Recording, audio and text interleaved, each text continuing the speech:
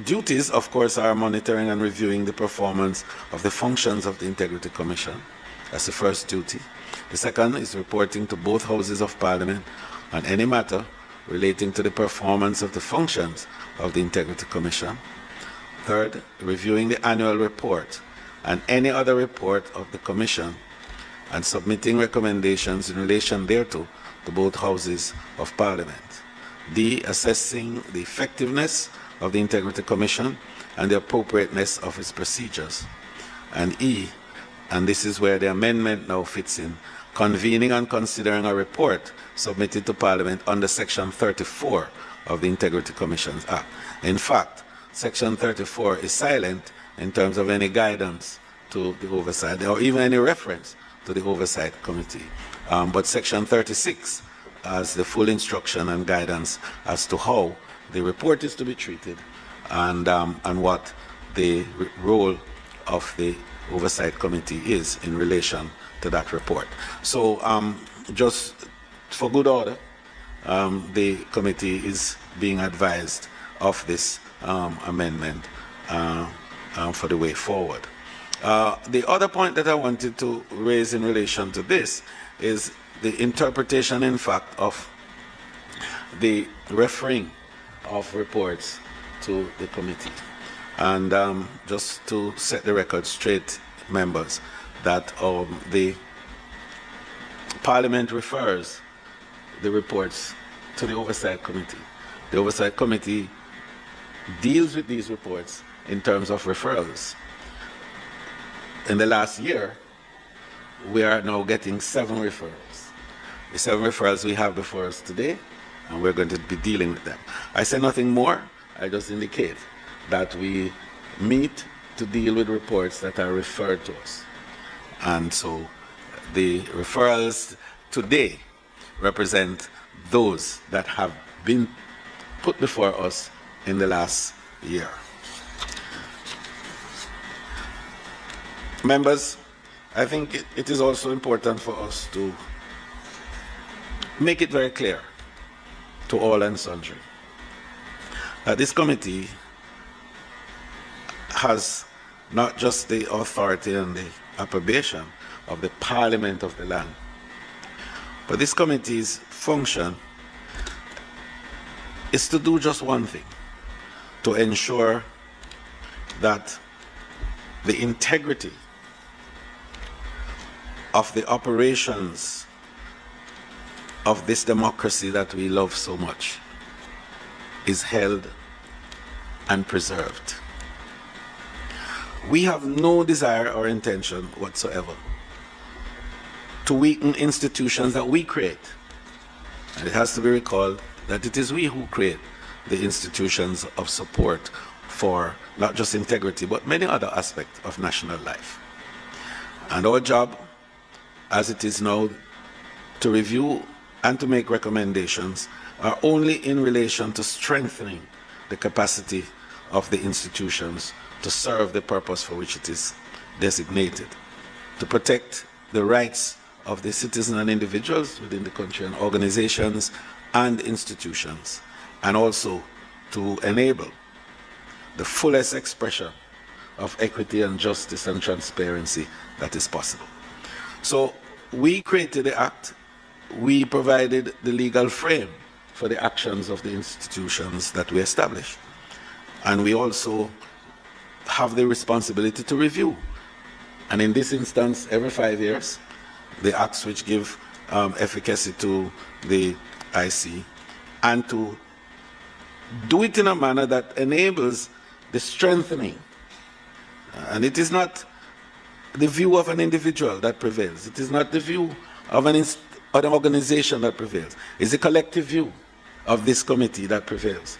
And it is only correct, I think, that we should not preempt the outcomes of the committee and to behave in manners and to assume postures that may in themselves be deleterious to the best and most effective outcomes from this committee. But we are going to always be guided by what is right. We are always going to be guided by that which is fair, We are always going to be guided by that which is honest, and we are always going to be guided by that which ensures that the fullest rights of our people are protected at all times, and that where there are infractions of the laws and rules, they are prosecuted to the highest and best level. And those are the conditions that I embrace as chairman of this committee. And I want it to be very clear to the world that I will not preside over any committee, this one or any other, that will in any way derogate the rights of the people of Jamaica and or diminish the capacity of institutions to prosecute in favor of honesty, integrity, and justice.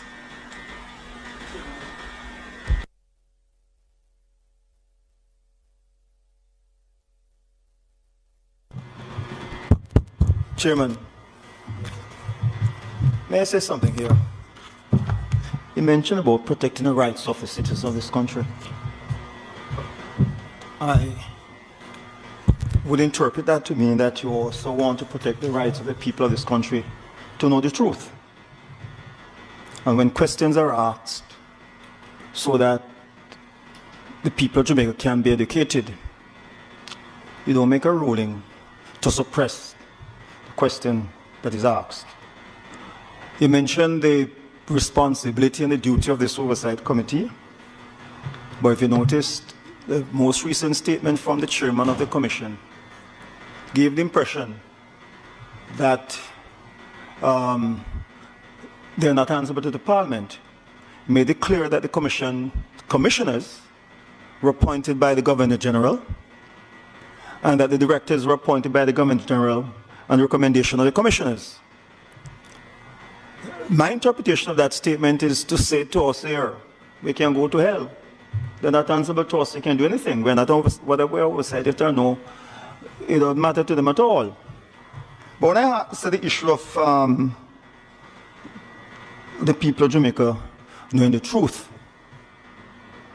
the last time we were here, I asked the director if there were anyone on the team, any senior directorate, a member of the senior directorate, that was or were politically exposed. The rule then that I was going on the wrong road, I shouldn't follow that line of question. You didn't give a reason. Can I ask you the reason why you make that ruling that I shouldn't follow that line of question?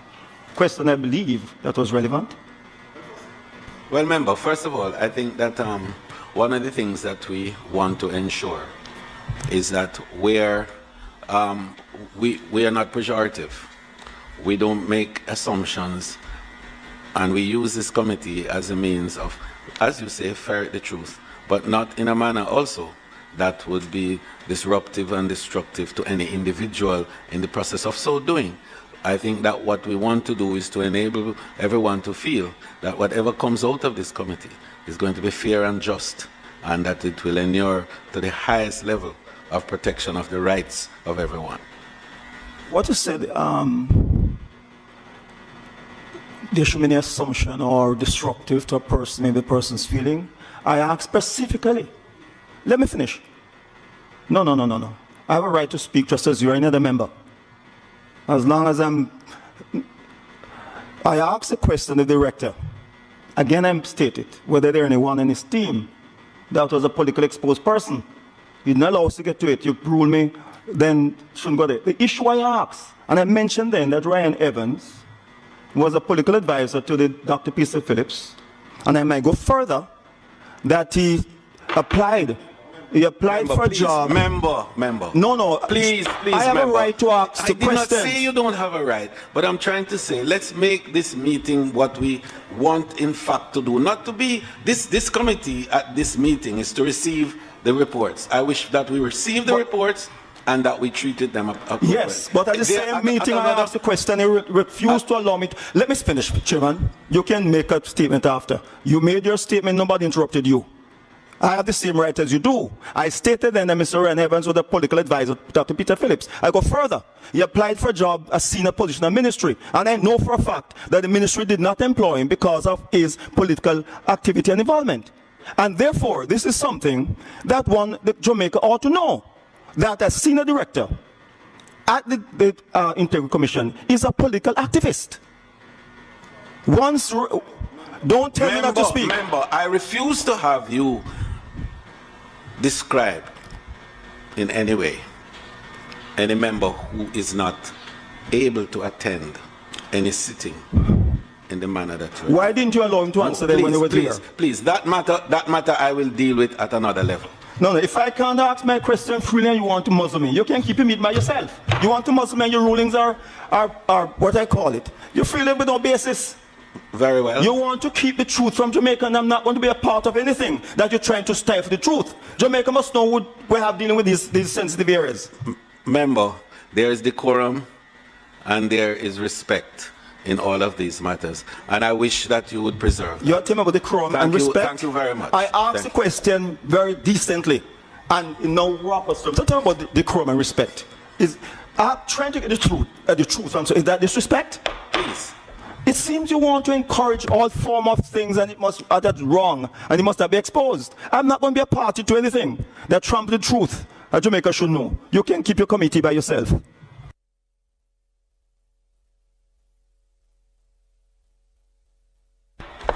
Member Robinson, I just wanted to be very clear that if members are disrespectful of the chair and this institution and they wish to take their leave of absence, let it be. But I'm not going to be the chairman who condones any sort of behavior of that type. And I think we have had enough of it.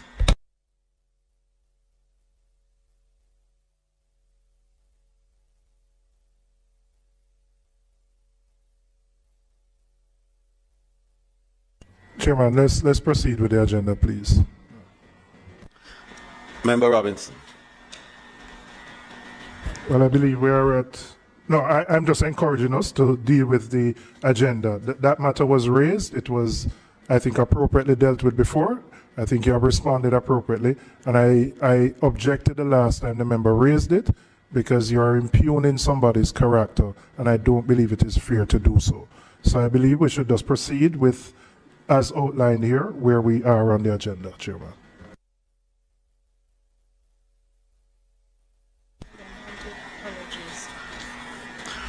Apologies for absence. Member Philip Paulwell, Member Mallow Ford will arrive. She will be late.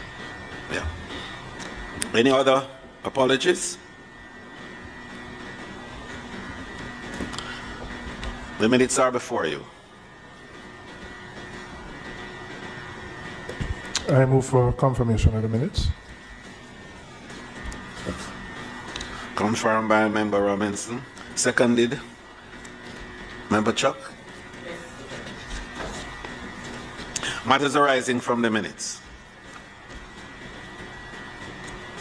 Any matters which member wishes to raise in relation to the minutes?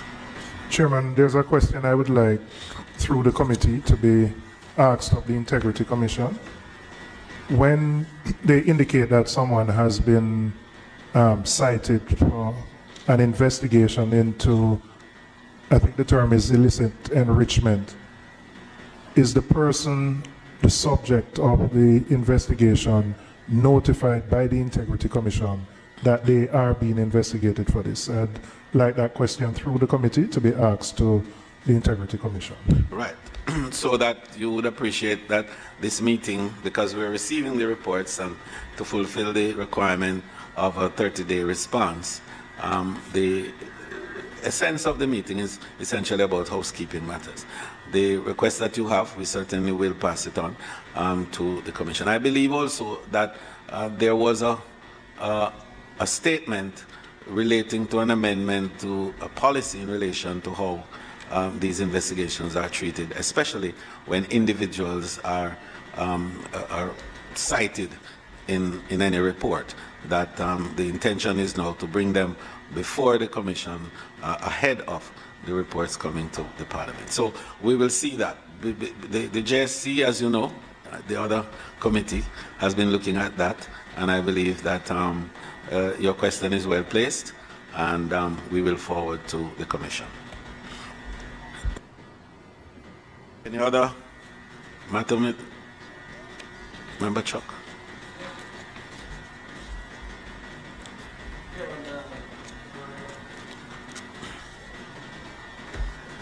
You know, there are several matters within, but they can be dealt with differently as to how we proceed, you know, to deal with reports that come, but we can deal with on the substantive issues. Very well, so I take it that we've been satisfied that the matters arising from the minutes have been properly aired. Can we then move to the reports that are before us? Yeah.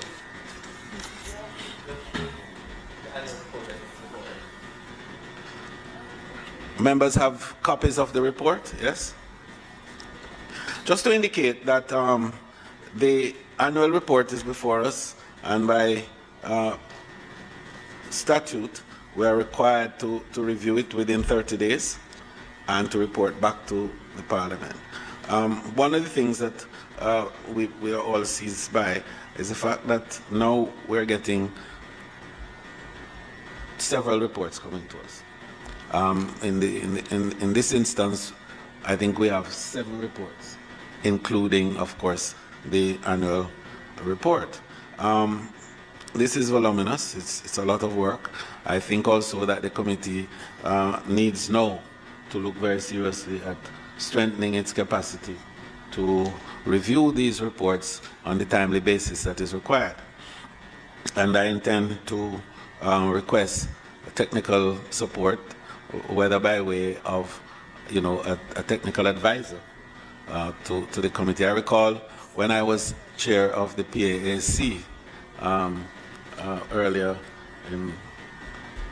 at another time, in fact, I requested for a consultant, and I think the consultant is still here with the PAAC. I would wish to do the same in relation to the Oversight Committee so that we can strengthen our capacity to review these voluminous reports ahead of the meetings that we have, so each member could be fully apprised as to what are the critical contents that require immediate attention by us. So today I would put the first report, which is the annual general report, before the committee for consideration.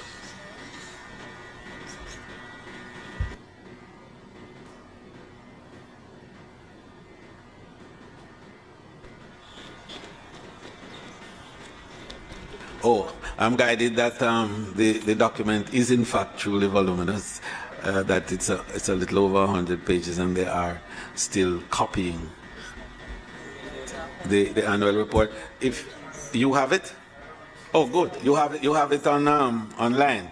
Oh great. So the link was sent. Okay. Yes.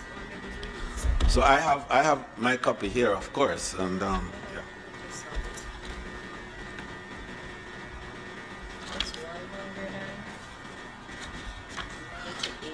Okay.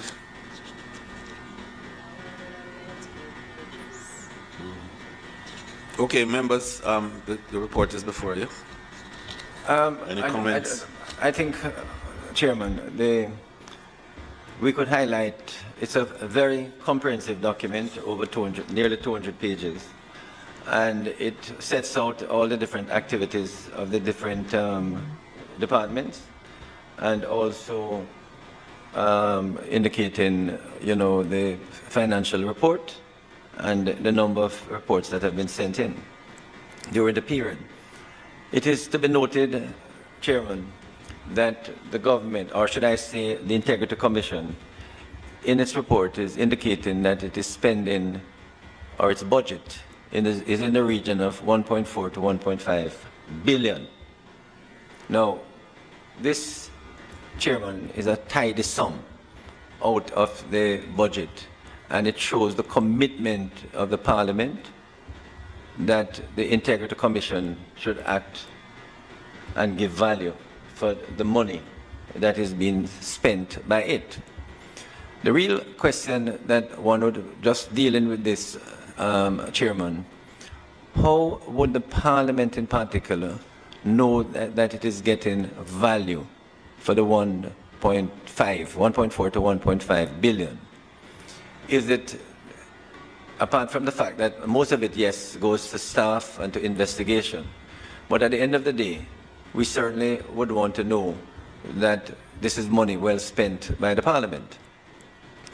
It may be, Chairman, that in future reports that the Commission, maybe even on a quarterly basis, could indicate to the Parliament in its quarterly or periodic report to Parliament how many investigations it has undertaken. No, but no, apart from that, Chairman, because it also speaks about the time that it goes to the contracts and so on. But apart from the number of investigations that it has undertaken, we're talking about corruption. It would be useful to say, yes, you have undertaken 50, but did you get 200 complaints of corruption? No, those details, Member Chuck, are Remember, we did ask, yes. I must admit, I perused through. No, Okay, no, but I have a, remember, at the last meeting when they were here, we did ask for that information, and they have provided it. It's before me. What page is it? They have gone through to indicate how many investigations they actually did, how many they have reported on, and it's been very comprehensive. It's been very comprehensive. Good. So it was presented.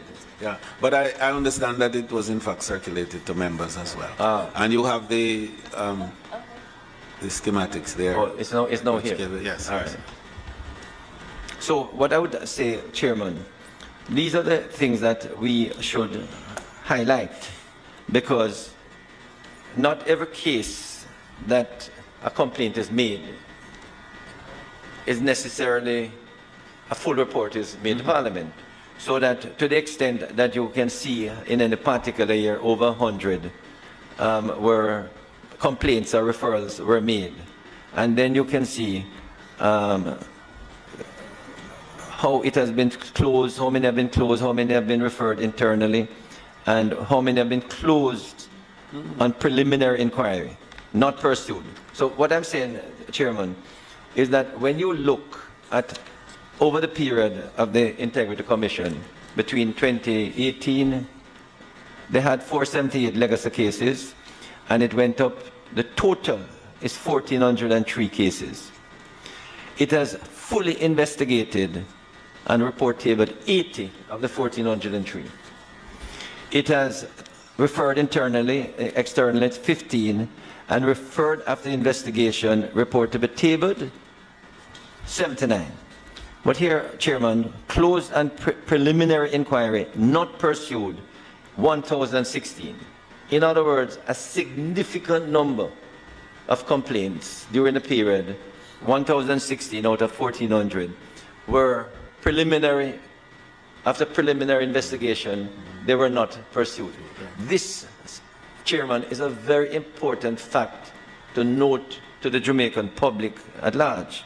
And the reason I'm saying so, it is important to see that the Commission, in fact, have investigated 1,400 cases during the period, and certainly in the last financial year, it had 112 that it investigated, fine, and at the end of the day, you know, during last year, it was able to close 122, which means legacy, some for legacy. So the Commission is working. But more important, Chairman, more than 2/3, actually the figure is about close to 3/4 of the complaints that are made about corruption clearly have very little merit. So they were closed of the preliminary investigation. And that is something, I see, Chairman, I think is important for the Jamaican public to know, because there's no doubt we have a lot of corruption, but not every time a person say there's a complaint about corruption that it has merit. In truth, Chairman, you have the vast majority of complaints where there's a competitive bid for a contract. The one who gets it is happy. Those who don't get it say it's corruption, why they didn't get it. And they make complaints. And after the Commission investigate these complaints, it finds that the process was done properly and there's no question of corruption. And these are things, you see, that should be highlighted so that people who have these frivolous speculative complaints don't harass the Integrity Commission. Because maybe, I'm not saying all 1,000 over the period did not have some inkling of, corruption which could not be pursued. But it may be that quite a number of them made these complaints, speak in the public about corruption in this department, corruption of this member, when they're unmeritorious. But it highlights and strengthens the perception of corruption. And as you know, it is what goes into the media, what goes into the body that assesses. Not actual corruption, but the perception of corruption. And this is where I think the Integrity Commission, in my view, has a very important role to reduce the perception of corruption, even while it is investigating the reality of corruption. Certainly, I think, member, the analysis is case statistics that has been presented to us, and our request is a good indicator of how the Commission has actually been pursuing its work. And to your very astute comment, in fact, with regards to the number of cases that may have come in that could be regarded as being frivolous. It is there, and what it tells us is that there is good work being done in terms of identifying what are serious matters to be pursued and what are matters that are not. I think that in the way forward, these kinds of statistical reporting is going to be a feature of the requirement for our annual general report.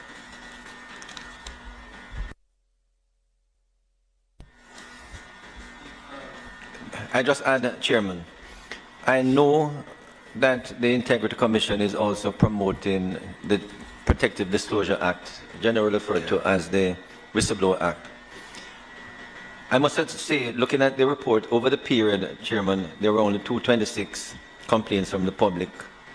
But within departments, within ministries, or within anywhere, persons where they see actual corruption, they must be encouraged to report it to the Integrity Commission, because that's the only way we can ensure that we delete corruption from any administrative or executive action. So I would say, Chairman, that we would want the Integrity Commission to continue to promote the Whistleblower Act so that anyone engaged in corruption will know that they could be exposed from persons working with them. So, in truth, I think it is important that apart from the public, alleging corruption, we should be encouraging public officials, persons who work in ministries, persons who work in departments, who may well see corrupt practice within their department, that it be exposed under the Whistleblower Act, because that is why you have it known as a Protective Disclosure Act. It is meant for persons within ministries to try and clean up their ministry, clean up their departments of anyone who is acting corruptly. It is actually in their own interest that their department should be above board. Member Robinson? No, Chairman. I mean, I've read the report. It's pretty detailed. I don't have, beyond the question I asked earlier, I don't really have a specific question based on the report, no.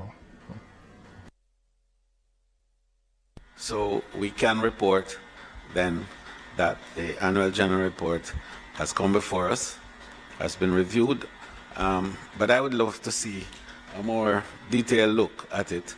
And I'm proposing, in fact, members, that the interim report that we would make to Parliament would indicate that we received the report, we reviewed it, and that there will be the need for a deeper look at the report, at which time we may or may not invite the Integrity Commission to attend on the committee. So, and other stakeholders who might be referenced in the report. So I'd like to be sure of your concurrence on that approach, so that today at the sitting we can give an interim report in relation to this to fulfill the requirement for the 30-day response. Very well. Okay, so we have the other reports, and I just wanted to make the point that in relation to these other reports, the committee meets as the reports are referred to it.